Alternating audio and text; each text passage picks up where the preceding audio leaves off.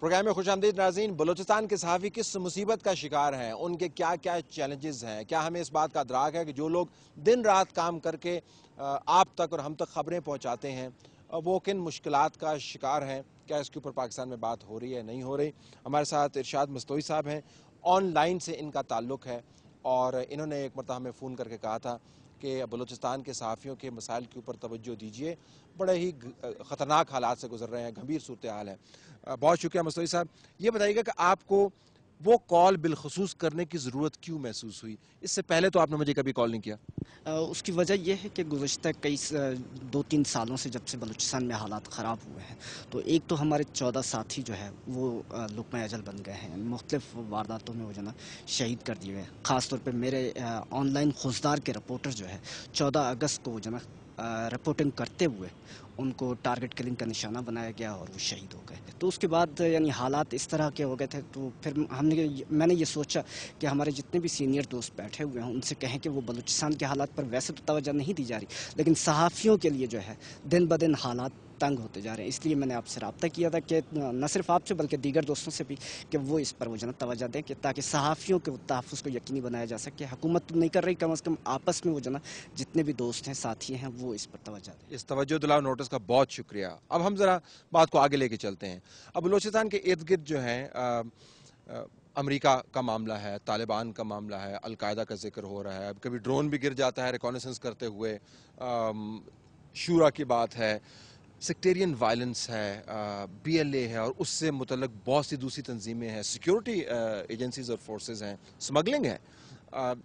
اس تمام کے اندر آپ کو کوئی ایسی جگہ یا کوئی ایسا طریقہ کار نظر آتا ہے جس کو اپنا کر صحافت کے لیے وہ ماحول بحال کر دیا جائے کہ اگر اور کچھ نہیں تو کم از کم حقائق تو رپورٹ کر پائیں؟ کوئی ایسا طریقہ رہ گیا بلوچستان میں اس وقت، یا کوئی نظر نہیں آتا آپ کو؟ یعنی حالات جس طرح کے ہیں ایسا تو کوئی طریقہ نظر نہیں آتا، کیونکہ اداروں کی طرف سے یہ ہے کہ ان کا بھی تھریٹ ہے کہ وہ بھی ہمیں وہ جو نا کہتے ہیں کہ یہ آپ نے رپورٹ نہیں کرنا۔ مزاحمتی تحریکیں ہیں یا مختلف جو تنظیمیں کام کر رہی ہیں ان کا یہ ہے کہ آپ نے یہ رپورٹ کرنا ہے۔ ابھی ہم کس کی سنیں کس کی نہ سنیں؟ جو میں آپ سے ذکر کر رہا تھا کہ خوزدار میں جو ہمارے ساتھی مارے گئے اس دن یعنی یہاں جو قوم پرست تنظیمیں ہیں، علیحدگی پسند جو اتحاد ہے، ان کی طرف سے یوم سیاہ تھا، اس کی رپورٹنگ کر رہے تھے، اور جو پاکستان کی وہ جو نا جشن آزادی کا دن تھا تو وہ جو نا وہ کہہ رہے تھے کہ اگر آپ ادھر گئے تو وہ جو نا ہم نہیں چھوڑیں گے، اگر وہ کہتے ہیں ادھر نہیں گئے تو ہم آپ کو نہیں چھوڑیں گے۔ تو ہمارے لیے تو یہ صورتحال ہے کہ ہم پریشان یہ ہیں کہ کس طرف جائیں کس طرف نہ جائیں۔ غیر جانبدارانہ طور پہ ہمیں فرائض کی انجام دہی میں بہت مشکلات کا سامنا ہے۔ کبھی افسوس ہوتا ہے کہ صحافی کیوں بن گئے؟ سچی سچی بتائیے گا۔ جو حالات ہیں افسوس تو نہیں ہوتا، ظاہر ہے وہ جو نا کچھ سوچ سمجھ کے آئے تھے اور جان ہتھیلی پہ رکھ کے وہ جو نا کام کرتے ہیں، ڈرتے تو نہیں ہیں لیکن وہ تھوڑا سا دھڑکا رہتا ہے اپنوں گھر والوں کے حوالے سے، اپنے رشتہ داروں کے حوالے سے۔ بہت اچھی بات آپ نے کی، دھڑکا رہتا ہے، افسوس نہیں ہوتا۔ اب اس صورتحال کو اگر درست کرنا ہو، اس کے لیے اقدامات تجویز کرنے ہوں، میڈیا میں ڈیبیٹ کے علاوہ، احتجاج کے علاوہ، کیا اقدامات ہو سکتے ہیں آپ کے خیال میں؟ کیا ہم پیغامات لوگوں تک پہنچائیں کہ جی آزاد صحافت آپ ہی کے کام آئے گی، آخر میں آ کے آپ کو اس کی ضرورت پڑے گی، ابھی صحافت کا اتنا خانہ خراب نہ کر دیں کہ بعد میں جب آپ کو اس کی ضرورت ہو تو کوئی اس کا ماننے والا نہ ہو؟ کیا کریں؟ کوئی ایسے اقدامات آپس میں بیٹھ کے دوست تجویز کرتے ہیں؟ لیکن وہ تو کرتے تو ہیں، لیکن ہمارے لیے ستم ظریفی یہ ہے کہ جو آزادی صحافت کی بات کرنے والے تنظیمیں تھیں یا سیاسی جماعتیں جب اقتدار میں آتی ہیں، سب سے پہلی قدغن بھی ان کی طرف سے لگائی جاتی ہے، یا آزادی صحافت کے حوالے سے وہ جو نا آزادی اظہار ہمارا آئین وہ جو نا اس کی اجازت دیتا ہے کہ آپ پہ بولنے کی اجازت ہے، تقریر کی آزادی ہے، لیکن عدالت ہی ہم پہ وہ جو نا قدغن لگا دے کہ یہ آپ نے نہیں کرنا۔ صحافیوں کی جو نمائندہ تنظیمیں ہیں جو اسلام آباد میں ہیں، جو یونینز ہیں، ان سے رابطہ کریں؟ کیا کریں؟ ان کے حوالے سے وہ جو نا کچھ یعنی میں ذاتی طور پہ میرے خدشات اور تحفظات ہیں کہ وہ جو بیٹھے ہیں اسلام آباد میں، انہوں نے کبھی بھی بلوچستان سے متعلق وہ جو نا اس طریقے کا رد عمل نہیں دکھایا۔ اسلام آباد میں کچھ ہو جائے ہم سراپا احتجاج ہوتے ہیں، لیکن ہمارے 14 لوگ مارے گئے اس طریقے سے احتجاج نہیں ہوا جس طرح ہونا چاہیے تھا۔ تو اس پہ کبھی کبھی دکھ ہوتا ہے کہ ہمیں جیسے لاوارث سمجھ لیا گیا ہو یا لاوارث قرار دے دیا گیا ہے۔ جو اونرز ہیں، جن کی تنظیموں کے لیے آپ کام کرتے ہیں، جو جن کے کام سے، آپ کے کام سے جن کے خزانے بھرتے ہیں، ان کی طرف سے کیا رویہ عمومی طور پر؟ اداروں کا رویہ کیسا رہا ہے یہ آپ مجھ سے بہتر جانتے ہیں کہ ادارے تو وہ جو نا کارکن کے لیے کبھی بھی وہ جو نا سراپا احتجاج، ہاں اگر لاش گر جائے تو وہ جو نا شاید कहीं ना कहीं से किसी न किसी को जो है कुछ मिल जाए तो और बात है, तो बाकी इदारों की वो जो है गैर संजीदगी भी अपनी जगह पे बरकरार रहती है। अगर आपको एक ख्वाहिश का इजहार करना हो इस वक्त कि जी अगर ये हो जाए तो धड़का मेरा कम हो जाएगा, वो क्या होगी? मुझे आज़ादी से काम करने दिया जाए, यही मेरी ख्वाहिश है। हमें सिर्फ आज़ादी चाहिए। आज़ादी को किस तरीके से बहाल करना है हमें सलीम शाहिद साहब बताएंगे, सदर हैं प्रेस क्लब क्वेटा। सलीम साहब, आपका बहुत शुक्रिया, आपने हमें ज्वाइन किया। अब आखिर में हमें आपसे हिदायत चाहिए, हमें आपसे गाइडलाइन चाहिए ताकि हम अपने दोस्तों को भी बता पाएँ। अब ये जो बिलखुसूस हालात बलूचिस्तान में है, इसमें से निकला किस तरह जाए? व्हाट डू वी डू, क्या करें? मेरे साथियों ने काफ़ी रोशनी डाली है इसके ऊपर, और उन्हें बताया है कि किस किस्म की सूरत हाल का हमें सामना है यहाँ पे जो जर्नलिज्म है। असल में देखें, हमारा सूबा जो है ज़रा एक ट्राइबल उसमें है, अभी तक ट्राइबल सोसाइटी है, तो इसी वजह से बहुत सारे हमें कंसेशन भी हैं और बहुत सारी हमें मुश्किलात का भी सामना है। ये जो हमारे दोस्तों ने बातें की, ये उसी पैराए में आते हैं, उसी बैकग्राउंड में की वजह से ये इसलिए यहाँ पॉलिटिकल पार्टीज़ जो हैं उनका रवैया भी ऐसा ही है जैसे कि और किसी का, हम जैसे हमारे मिलिटेंट हो सकते हैं या और लोग हो सकते हैं, उसी तरह का होता था। लेकिन हमने बाहर कैफ उनका पॉलिटिकल पार्टीज़ का मुकाबला किया है, उनको समझाया है कि देखिए, फ्रीडम हमारी सारी जद्दोजहद जो है फ्रीडम ऑफ एक्सप्रेशन के लिए रही है कि हम दूसरों का पॉइंट ऑफ व्यू जो है उसको सामने लाएं। समझते हैं, उनको समझ आती है, आपने समझाया तो समझ आई कि नहीं आई? किसी हद तक समझे हैं, लेकिन अभी भी हमें बाज़ जमातों की तरफ से इस किस्म की सूरत हाल का सामना करना पड़ता है। लेकिन बाहर के हम तो कलम हमारे पास है, अब तो कलम भी नहीं है, अब तो प्लास्टिक है जिस पर हम टाइप कर रहे होते हैं, तो हम उससे सिर्फ यही समझा कर ही मुकाबला कर सकते हैं उनका। हमारे पास कोई हथियार नहीं है, कोई हम दौड़ धमकी नहीं दे सकते किसी को, तो हम समझा सकते हैं। हम ये उनको बताते हैं कि आपका रवैया जो है, आप जमहूरियत के चैम्पियन बनते हैं, आप जमहूरियत की बात करते हैं, तो लिहाजा जमहूरियत में सबका पॉइंट ऑफ व्यू जो है वो आपको भी बर्दाश्त करना चाहिए। अगर कोई आपके मुखालिफ में बात कर रहा है तो उसको भी बर्दाश्त करना चाहिए, आप जब कर रहे हैं तो उनको बर्दाश्त करना चाहिए। बहुत सारी जमातें ऐसी हैं, वो तो ये ग्रुप्स ऐसे हैं, वो तो जमहूरियत पे यकीन ही नहीं रखते ना। वो तो कहते हैं हमारा एजेंडा ना जमहूरियत है ना ये मुल्क है, हमारा तो और एजेंडा है। वो बेशक मजहब के नाम पे कर रहे हों, सेक्ट के नाम पे कर रहे हों, किसी और नाम पे कर रहे हों, उनसे किस तरह, उनसे कोई बातचीत होती भी है या नहीं होती? देखिए, उनसे हम जो बात करते हैं, हम उन्हें अपने अखबारात के ज़रिए ही अपना पैगाम देते हैं कि देखें, आपके जो कुछ भी मुतालबात होते हैं, आपके जो बयानात हैं, हमने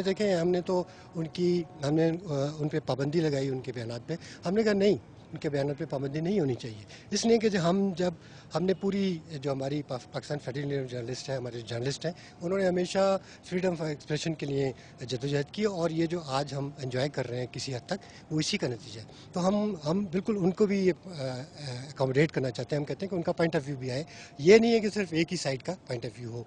तो हम उन्हें इसी अपने बयानात के ज़रिए, अपने अमल के ज़रिए ही उनको हम अपना पैगाम देते हैं। टुवर्ड्स द एंड, इतने तवील अरसे से आप सहाफ़त कर रहे हैं, 1998 में एक रैंडम डेट उठा लेता हूँ और 2011, सहाफ़त की क्वालिटी बलूचिस्तान के हवाले से इम्प्रूव हुई है या डिटीरियोरेट की? ये तो बड़ा, आपने खाली बलूचिस्तान की बात नहीं है, पूरे मुल्क की बात है।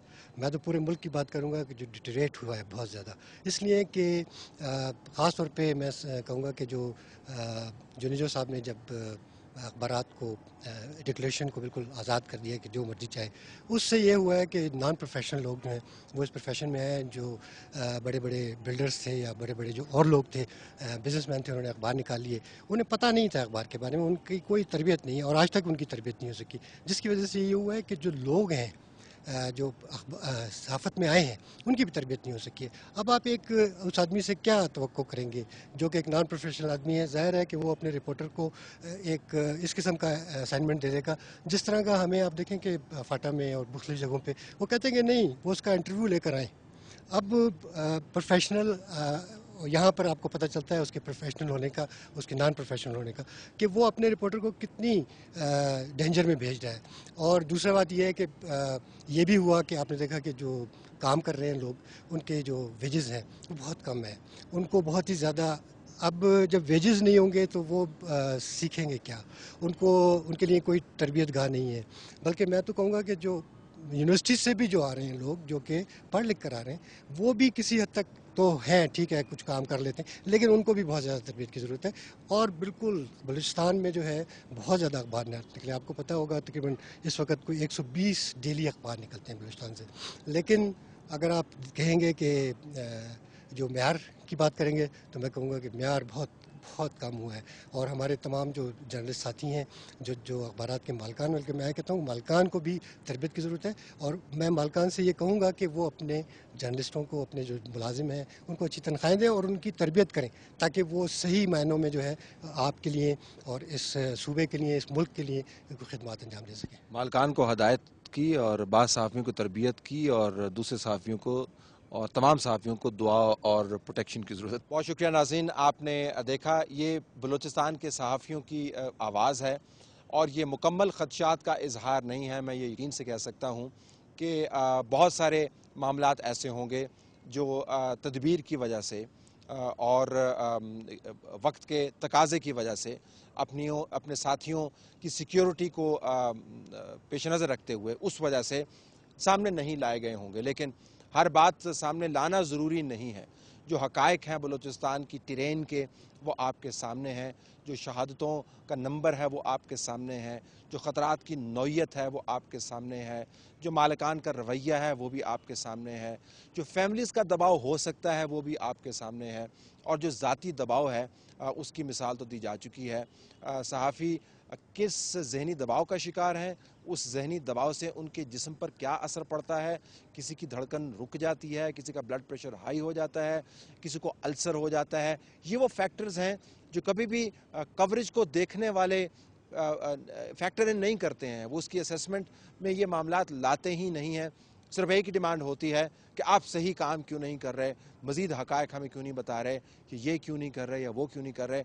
ये वो करना बहुत ज़रूरी है। आप व्यूअर हैं, आप सुनने वाले हैं, आप देखने वाले हैं, आपके लिए तमाम लोग काम करते हैं। ये वो ज़रूर कीजिए, लेकिन दरख्वास्त साथ ये भी है कि उन हालात के ऊपर भी नज़र रखिए जिन हालात के अंदर ये सहाफ़ी काम कर रहे हैं। दुनिया भर में जो सहाफ़ी टफ़ एरियाज़ के अंदर काम करते हैं, और ये असूल जो है ये डिप्लोमेट्स के ऊपर भी लागू होता है, ये दुनिया के तमाम NGOs के ऊपर लागू होता है।